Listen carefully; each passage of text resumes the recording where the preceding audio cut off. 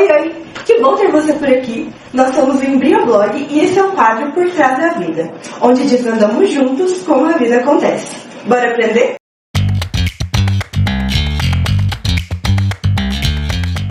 Hoje, na nossa primeira entrevista com o tema Qual a importância da embriologia na atualidade, estamos aqui com o professor Alberto. Ele que é graduado em Biomedicina pela Unifesp, mestre e doutor em Biologia Celular e Estrutural pela Unicamp e dá aula de Biologia Celular e Embriologia aqui na UFO desde 2008.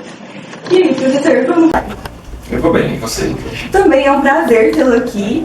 E eu queria saber, assim, me conta um pouco de como você veio parar aqui na UFO. Bom, após o meu doutorado, no final do meu doutorado, no início de 2008, começa aquela história de procurar emprego, né? Sim. Você é doutor, precisa procurar emprego, precisa se sustentar. E aí começaram a aparecer os concursos. Eu tinha uma possibilidade de fazer um pós-doutorado na França, né? Na verdade, eu tinha definido que eu ia embora, né, para Paris para o meu pós-doutorado. Só que aí a primeira bolsa que nós pedimos, ela não saiu. E aí bateu aquele desespero, nossa, o que eu faço agora, né? Preciso de dinheiro, preciso trabalhar, e aí começaram a pipocar os concursos.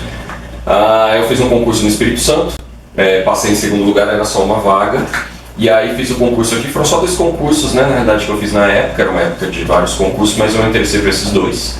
Fui convidado para vir para cá, prestei o concurso aqui, passei em segundo, mas eram 2 vagas, né? E aí eu entrei aqui. O engraçado é que nesse mesmo período o orientador de Paris fez um novo pedido de bolsa e a bolsa saiu. Só que eu não consegui liberação da UFO para poder ir para Paris. Eu tive que escolher entre ir para o pós-doutorado ou pegar um emprego aqui. E é uma dúvida que eu penso até hoje, né? O que eu deveria ter feito foi a melhor escolha. Mas de qualquer forma, escolhi ficar aqui, né, essa estabilidade, o emprego, e sou feliz. Ai, Né, com a vida que eu construí aqui, com o que eu faço aqui na UFO. É uma baita história, né? A gente realmente às vezes fica meio preso. Será que a gente deveria fazer aquela escolha ou não? Mas é muito bom ser um ótimo professor. Muito obrigado. E, afinal de contas, o que é embriologia? Porque o senhor dá aula de embriologia, inclusive para a nossa turma, mas o que é embriologia? Qual que é a importância dela? O senhor pode falar um pouquinho para a gente? Claro. A embriologia é o estudo do desenvolvimento humano, né? Desde a fecundação, fertilização, lá quando o espermatozoide encontra o ovócito, né? Até o nascimento. Né? Aí depois a gente não estuda mais esse desenvolvimento após o nascimento. Fazemos algumas pequenas citações, mas isso já passa a ser parte da clínica, né? Em pediatria. Então a embriologia é o estudo do desenvolvimento intrauterino do ser humano.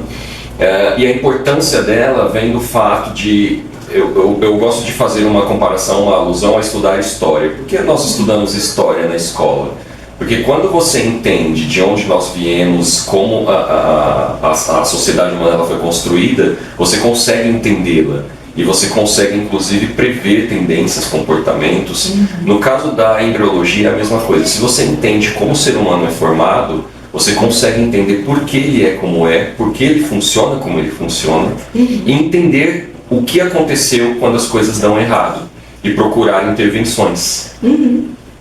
Nossa, é muito interessante essa área, realmente entender como funciona o desenvolvimento, né? Porque, querendo ou não, é algo em comum a todos nós, né? Cada um com a sua vida, mas o comecinho foi realmente tudo igual. E quando que a gente pode falar que começa a vida do ponto de vista biológico, da área da ciência? Do ponto de vista biológico, cada célula ela tem vida, né? Então é uma pergunta até muito difícil, é como perguntar o que vem primeiro, o ovo ou a galinha, né?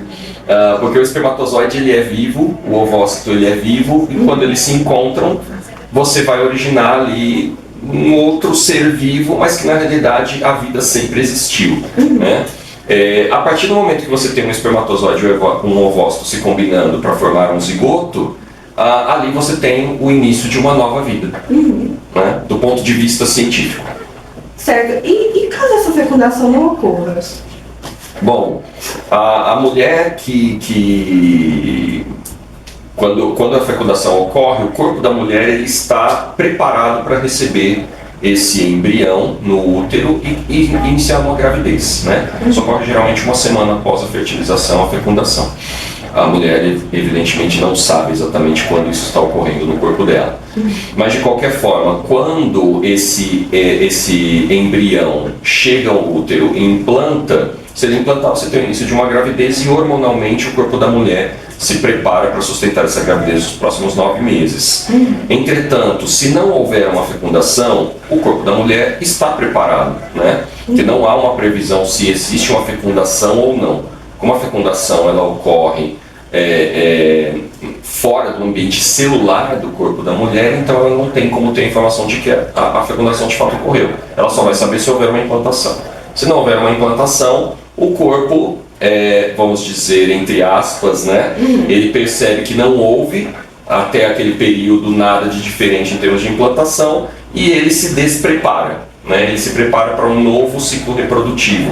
Então, ele descarta, né, aquela camada interna do útero que a gente chama de endométrio, que a mulher veio desenvolvendo ao longo daqueles 20 dias, né, de ciclo reprodutivo.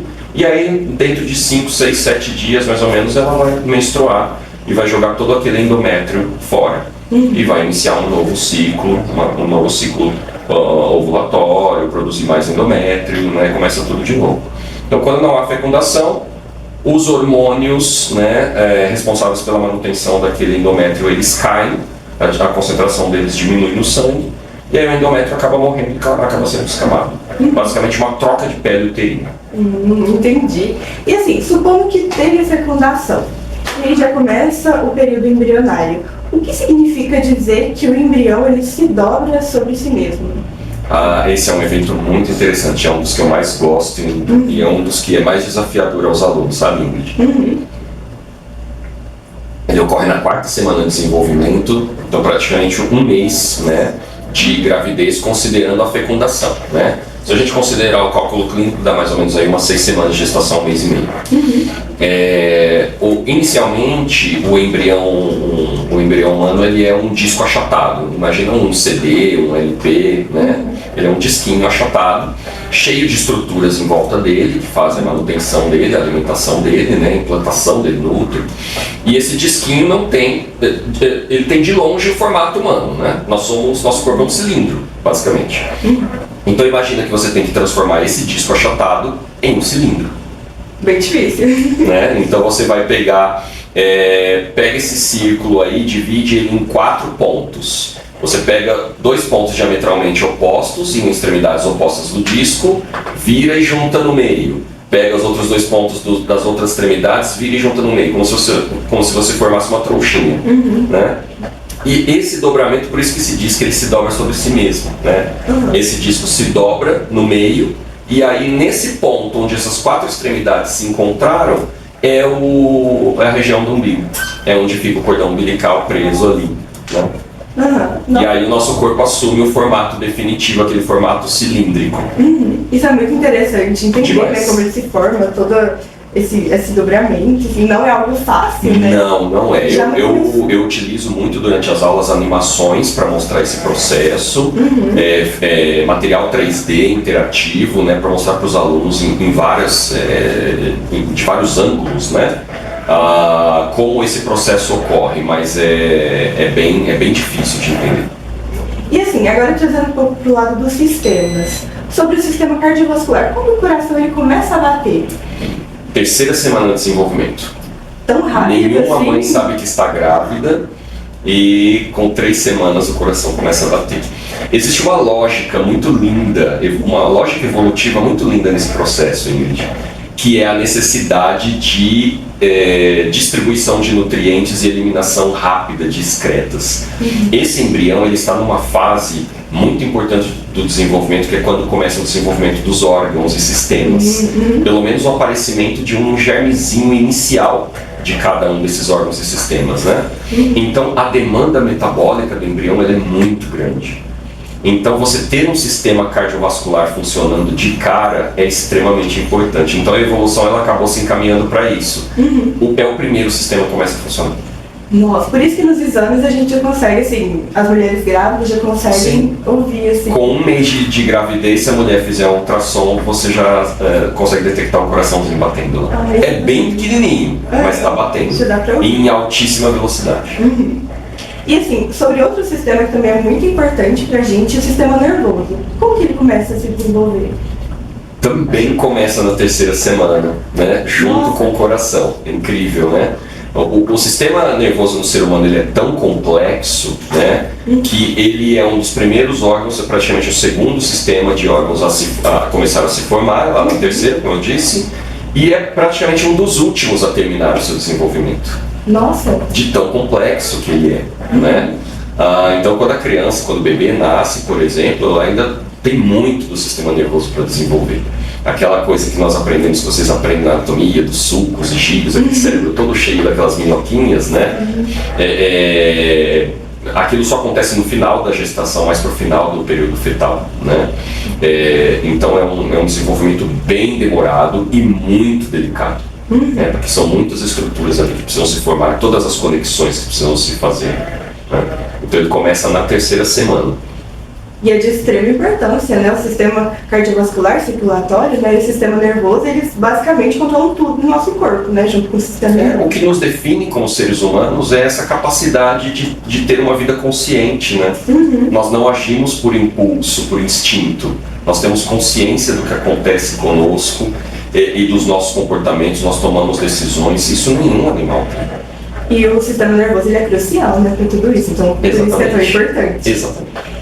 E agora sobre as estruturas, né, que ajudam ele a nutrir o bebê, por exemplo, o cordão umbilical, o que acontece com ele após o bebê assim, ter saído já do corpo da mãe? Após o parto. Após o parto. Bom, o cordão umbilical ele é cortado ali no momento do parto, né? A maior parte dele fica presa na placenta, que ainda está lá no útero, né, na mãe, e fica um toquinho de cordão umbilical ali preso ao umbigo do bebê, né? Esse do umbigo do bebê. Esse cordão umbilical, ele vai, como ele perde suprimento sanguíneo, esse tecido vai secando, né? Ele vai literalmente morrendo, vai atrofiando até que ele some, né? Cai normalmente um pedacinho dele, fica aquela cicatriz ali na região do umbigo e esse tantinho de cordão umbilical que ficou ali pendurado, ele acaba caindo, né? Algumas mães tinham costume antes de guardar aquilo numa fralda, né? Foi lá no fundo da gaveta da criança e fica aquele tecido seco. Um belo dia você abre e você não acha nada ali, ué, mas cadê? Porque secou, sumiu, apodreceu, né? Bactérias vão ali, degradam e somem, não fica nada, né? A menos que você coloque algum conservante, alguma coisa. E no caso, o da placenta é jogado fora junto com a placenta, em geral é isso, né? É um tecido que pertence àquela mãe, àquela família, e legalmente e eticamente não há nada que possa ser feito com esse material sem autorização da família, né? Então, jogado fora. Se você autorizar o uso para pesquisa, esse cordão umbilical pode ser utilizado para pesquisa. Se a família tiver recursos, você pode utilizar o cordão umbilical como fonte de células-tronco. E você armazena isso em bancos de células, tem locais que cobram por isso, não cobram barato, né? Você pode armazenar essas células-tronco porque elas podem ser úteis para esse bebê um dia, se ele precisar de um transplante de células-tronco, se ele precisar de células-tronco para desenvolver um órgão novo, porque ele precisa de um transplante de fígado, de pâncreas, que seja, ele tem essas células que são dele. Ou seja, não é um transplante externo, né, de um outro organismo, então não requer, por exemplo, tomar imunossupressor, nada desse tipo de coisa. Nossa, auxilia ele, né? Caso ele tenha algum problema, né? Exatamente, é meio que uma aposentadoria, né? É previdência, né? Em termos de saúde. Você está prevendo que alguma coisa pode acontecer no futuro, torcemos para que não aconteça, mas você está prevendo que isso pode acontecer. E aí guarda-se o cordão umbilical para tirar essas células. Então lá na hora da cirurgia, quando você contrata esse tipo de serviço, já vai ter uma equipe que vai pegar o cordão umbilical já para poder tirar essas células rapidamente e congelar, né? Não sei como vai ficar esse uso, né, futuramente, porque se descobriu recentemente, mais ou menos recentemente, que dá para você tirar células-tronco também do dente de leite quando ele cai. Do dente de leite? Nossa, na minha cabeça é aquele tecido mais mineralizado, né? Porque assim, a gente tem a não tem muita funcionalidade. Tem a polpa dentária, né? É por lá que eles tiram. Lá dentro da polpa dentária tem células-tronco. E aí na hora que o dente de leite cai, ao invés de você jogar no telhado, né? Pra pedir um dinheirinho, exatamente, essas coisas, você manda para uma empresa especializada, eles tiram as células-tronco e também congelam. Nossa, que incrível! Realmente, né, a gente vai descobrindo cada vez mais coisas, né? Claro, como sempre, é tudo muito caro. Uhum. Não é para todo mundo. Não é tão acessível. Não é acessível. E eu queria saber se é verdade ou mentira que o ácido fólico ele é muito importante para a gestante. Extremamente importante, Ingrid. Inclusive, ele já é recomendado para a paciente antes do início da gestação.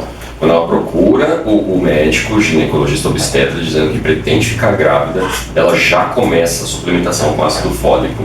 Né? Não que ele se acumule no corpo, mas é para garantir. Eu não sei exatamente quando vai acontecer, né, essa gestação, então já vamos dar ácido fólico. O ácido fólico, ele é extremamente importante para a síntese de DNA e RNA, tá? E células que se dividem precisam produzir DNA e RNA em grande quantidade. E no caso do sistema nervoso, como eu comentei com você, que ele está se formando desde o início e muito rápido, então a demanda do sistema nervoso por ácido fólico é imensa, né? Então a deficiência de ácido fólico pode, não necessariamente vai, porque existem outros fatores que também podem contribuir, pode contribuir para aumento da probabilidade de aparecimento de defeitos de formação do tubo nervoso, que a gente chama de defeitos de fechamento do tubo, né? Por exemplo, levando ao aparecimento de anencefalia, né? Ou de espinha bífida, que é um defeito no qual a medula espinhal ela aparece exposta nas costas do bebê. E, claro, isso traz problemas funcionais graves. Gera grandes prejuízos, né? Sim. E sobre esse termo que o senhor falou agora há pouco, anencefalia, o que ela é, o que causa a anencefalia? A anencefalia é a ausência do encéfalo, né? Lembrando para o público aí o que é o encéfalo. O encéfalo é toda a parte do sistema nervoso central que está localizado dentro da caixa craniana. Então, o cérebro, o cerebelo e todo o tronco encefálico, né? Tudo isso é considerado encéfalo. Então, uma criança com anencefalia, ela nasce sem o encéfalo, praticamente, ou com um encéfalo muito pouco desenvolvido, o que geralmente é mais comum, tá? O termo A, ele quer dizer que não existe a estrutura, então a anencefalia não tem o encéfalo, a amelia não tem os membros, né? Então funciona mais ou menos dessa forma. Então, no caso do encéfalo, é anencefalia o termo.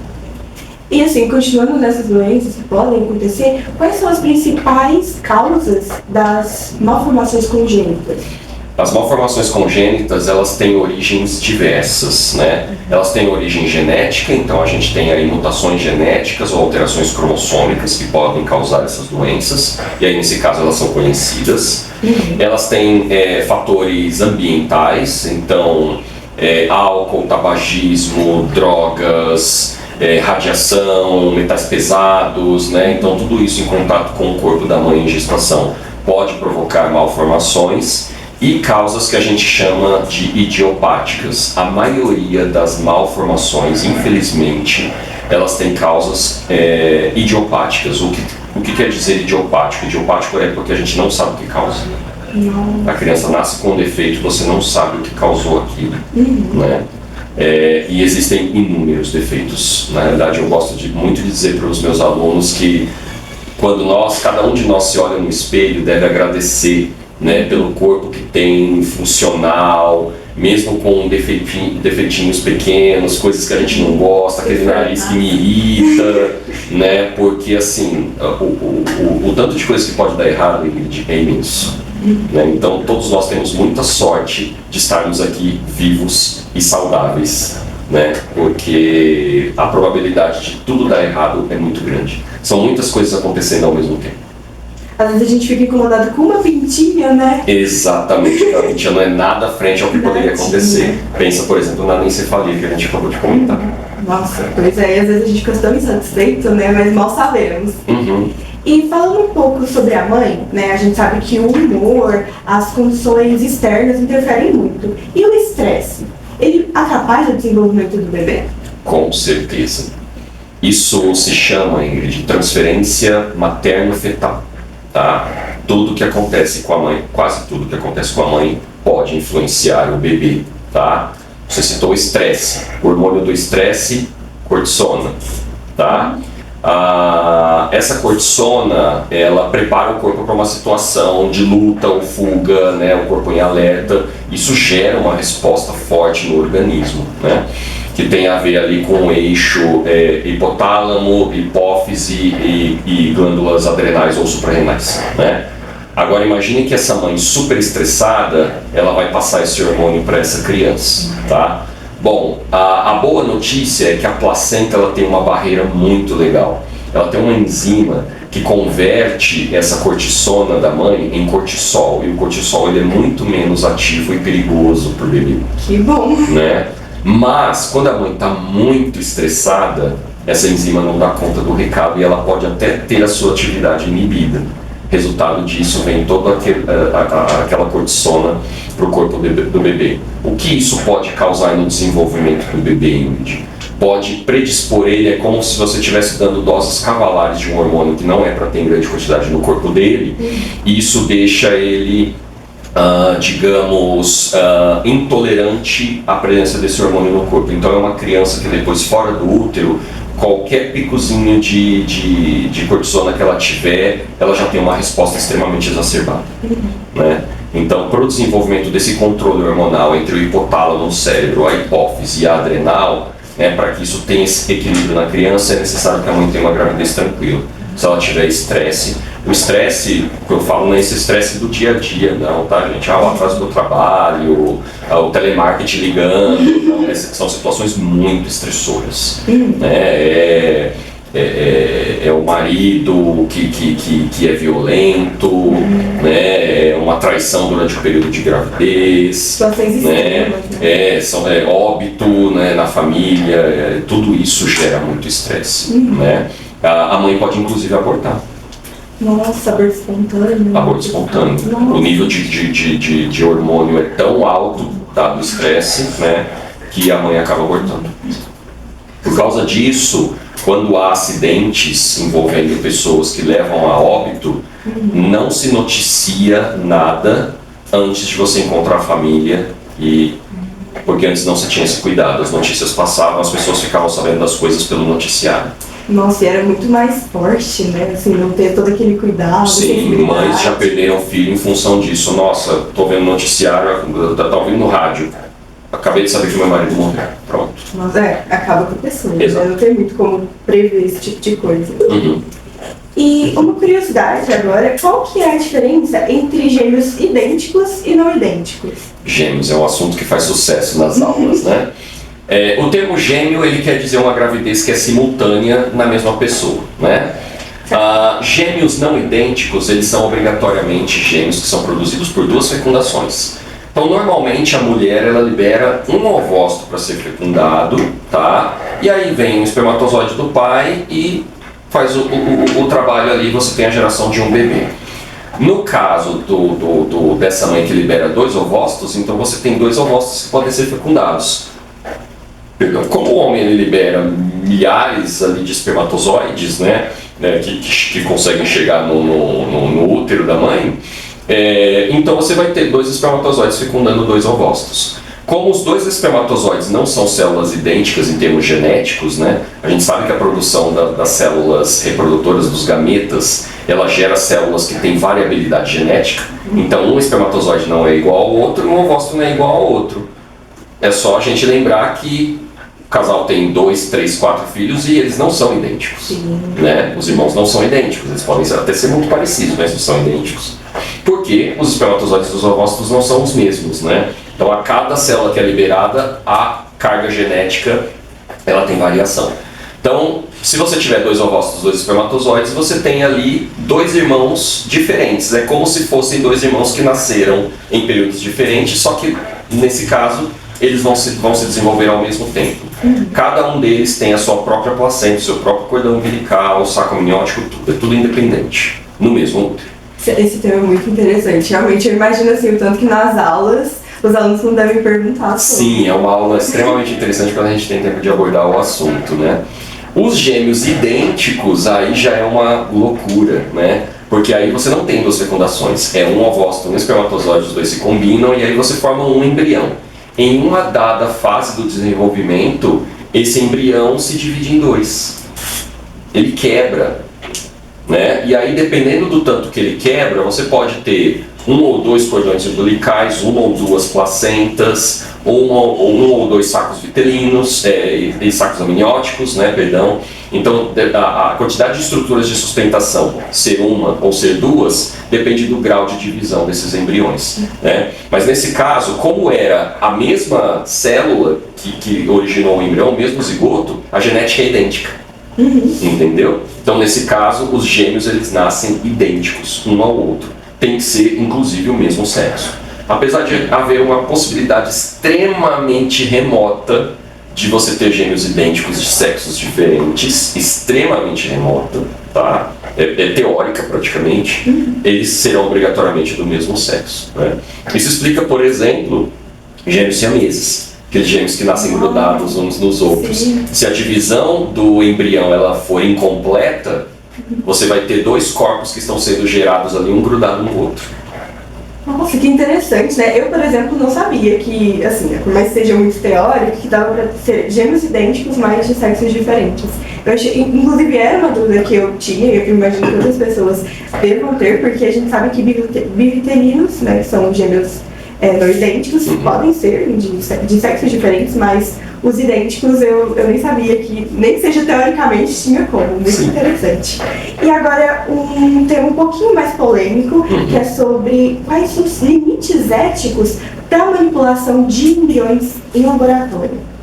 Os limites éticos, Ingrid, é uma pergunta muito interessante. Os limites éticos, eles são os limites legais que a sociedade impõe, né? Então, eles mudam de acordo com a percepção da sociedade até onde nós podemos ir, né, na manipulação.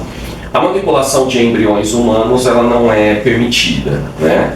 A não ser para fins terapêuticos, né? Mesmo assim, como tem essa questão, existem questões religiosas envolvidas, quando você tem uma alma, né, para quem acredita nisso, associado com aquele embrião e tal, então isso impede, né, que se avance muito nesse aspecto. Por isso que a gente acaba utilizando fontes alternativas de células-tronco, né, seja cordão umbilical, né, ou o dente, como eu comentei. Mas e nas pessoas que não guardaram essas coisas? E aí, o que fazer, né? Para você ter fonte de células embrionárias, totipotentes, né, com capacidade de grande diferenciação, para poder ajudar essa pessoa num momento de precisão, né? Ela precisar de células-tronco. Então isso é bem complicado. Em termos animais, a coisa é muito mais tranquila. Inclusive se faz isso rotineiramente, né? Manipular embriões de animais, produzir espécies com melhores qualidade reprodutiva, o cavalo mais rápido, né? Todo esse tipo de coisa. O gado com a carne com características mais interessantes para o mercado consumidor, né? Então manipulação genética, manipulação de embriões animais, isso é feito já de forma muito mais tranquila, mas de embriões humanos é mais complicado. Sim, é um tema mais sensível, né? Isso, mas as barreiras elas são legais. Agora falando sobre outro tema, né, que é muito discutido nas redes, sobre clonagem. O senhor acha possível, qual a sua opinião sobre a tecnologia atual, ela consegue essa clonagem que a gente ouve tanto falar nas redes? Você disse de clonagem humana. Isso, clonagem humana, Tá. especificando. A tecnologia atual que nós temos de clonagem não é muito diferente daquela que produziu a Dolly em 1996, né? Basicamente, transferência de núcleo, né, de uma célula somática para uma célula germinativa para um ovócito, né? Basicamente isso. E aí você ativa a célula e ela produz um embrião. A tecnologia não mudou muito. Mas como hoje nós temos conhecimentos melhores acerca dos processos que controlam o desenvolvimento, por exemplo, epigenética, imprinting genômico, né, isso avançou bastante, então a gente tem mais possibilidades de tentar controlar esses processos e melhorar, né, a eficiência. A clonagem ainda é um procedimento pouco efetivo. De todos os embriões que são produzidos, né, poucos vingam. A maior parte acaba não dando certo. Em biologia animal, né, a clonagem é utilizada de forma ampla, né? De novo com aquela questão veterinária, por exemplo, que você produz clones, você tem aquele cavalo campeão de corridas que tem características fantásticas e aquele cavalo vai envelhecer e vai morrer, você não quer perder porque foi difícil de conseguir, né? E aí você faz uma clonagem daquele animal para produzir um outro com as mesmas características. Isso é feito, tá? Isso existe muito. Na espécie humana, teoricamente, as leis proíbem. A maioria dos países, praticamente o mundo todo, clonagem humana é proibida. Tá? Tem muitas problemáticas, né? Sim, né? Tem muitas implicações, né? Éticas, legais, sociais, né? Então isso legalmente é proibido praticamente no mundo todo. Isso não quer dizer, aí a minha fala, tá? Não existe nada sobre isso. O que eu acredito é que muito possivelmente existem clones humanos circulando por aí. Né? Porque existem locais onde a lei não vai chegar, existem pessoas que não, mas eu quero fazer, eu quero saber se dá certo, e de repente dá certo, você tenta, uma hora funciona. Sim. Né? Com todos os clones, né, animais funciona dessa forma. Você tenta, algum vinga, beleza, esse deu certo. Né? E é isso. Mas tecnologia para isso, nós temos uma boa tecnologia, mas ainda é muito pouco produtiva. Sim, né? Realmente, transpondo para nós, seres humanos, é algo bem mais delicado, né? Envolve muitas coisas éticas, igual a gente já discutiu, então, realmente. E agora, para o senhor, o que o senhor acha mais interessante, assim, no desenvolvimento do bebê? É uma pergunta muito difícil, né? Porque muita coisa me chama a atenção. Eu acho tudo na embriologia muito lindo, né? Eu acho que assim, nós comentamos, sabe, sobre isso, Ingrid. Conforme você aprende sobre a embriologia, eu como professor, né, tenho que estudar bastante o assunto e vou aprendendo sempre, todo semestre é um aprendizado. Cada vez eu aprendo alguma coisa nova e interessante sobre o assunto. E quanto mais você cava, você percebe que é um buraco que não tem fim. E você percebe o tanto de coisas que precisam funcionar ali numa harmonia, né, perfeita para que esse desenvolvimento dê certo. Porque tudo pode dar errado, né? Eu acho que essa é a maior beleza. É uma vida, um processo que aparentemente ele pode ser meio caótico, mas ele é extremamente ordenado, ela se desenvolver e dar certo você produzir um organismo, sabe? Eu olhar para mim mesmo no espelho, olhar para você enquanto ser humano, eu pensar, gente, isso já foi uma coisinha ali minúscula, microscópica, né? E de repente é um ser humano pensante que produz, que faz coisas, que transforma o mundo. Eu acho esse processo todo muito mágico. É muito bonito mesmo a gente imaginar que todos nós viemos de algo tão petitinho, somos tão assim... Duas células que se juntaram, imagina? Sim. E de repente você tem um organismo. É muito bonita a embriologia. Eu espero que o pessoal de casa que estão nos assistindo também tenham esse interesse, que a gente possa curtir esse interesse, né? Porque realmente é algo muito bonito. E, bom, foi isso. Eu queria agradecer ao senhor por aceitar a nossa entrevista, nosso primeiro entrevistado. E também queria perguntar se o senhor tem algum recado para quem está nos assistindo. Claro. O que eu gostaria de dizer é que compreender como a vida começa é compreender quem nós somos, né? Enquanto seres humanos. Quando a gente entende como o nosso corpo se forma, como o nosso corpo se constrói, nós passamos a nos entender um pouco melhor, né? Enquanto seres humanos, por que nós somos assim, fisicamente, psicologicamente, corporalmente, né? A embriologia ela é um processo que envolve uma harmonia muito grande entre células e tecidos ali se transformando, se encontrando, influenciando o outro. É praticamente uma poesia biológica. Realmente. Muito obrigada pelas palavras também. Nós trouxemos um mimo para adocicar o dia do Senhor. Muito obrigado. Obrigada pela participação. Pessoal, foi isso. Eu também tenho uma lembrancinha para te apresentar, né, para passar para vocês. Esse aqui é um modelo de embriologia impresso em impressora 3D, né, é de plástico. É mais ou menos, dá mais ou menos aí umas 5 semanas de desenvolvimento. Então fica para você de presente. Muito obrigada. Para você lembrar como você e todos nós fomos um dia. Que gracinha, muito obrigada também. Pessoal de casa que está nos assistindo, nos ouvindo, foi isso. Eu espero que vocês tenham aprendido um pouco mais, nem que seja um pouquinho, que a gente tenha agregado no dia de vocês. E é isso. Até a próxima. Gente, só lembrando de nos seguir em todas as redes sociais, Embrioblog, no Spotify, Instagram, YouTube, Facebook e TikTok.